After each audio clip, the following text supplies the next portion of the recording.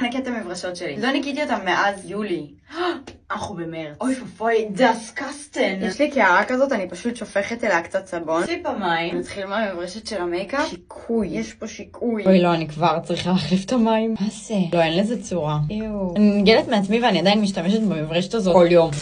עכשיו המברשת של הקונטור היא לא פחות גרועה. אני ידעתי מה אני אומרת. רגע, האמת? לא, זה נוראי. היא הייתה חומה לפני רגע. נראה לכם סביר? זה לא חוכמה, זה אמנם מברשת של הסומק, אבל היא דם מטבעה. לא משנה, אני לוקחת את זה בחזרה. זה נגיד לא צבע של סומק אפילו. אני לא יודעת מה יושב בתוכה. לא, הפיגמנט, מה זה? היא יכולה להתאפר בלי פור על המברשת. אחרי 3 סבבים של ניקיון, סוף סוף הפסיק לרדת צבע. המברשת קונסילר, כן, ראיתי את זה בה. אוי, שכחתי שהיא לבנה. אוי ואבוי. זאת הנקייה.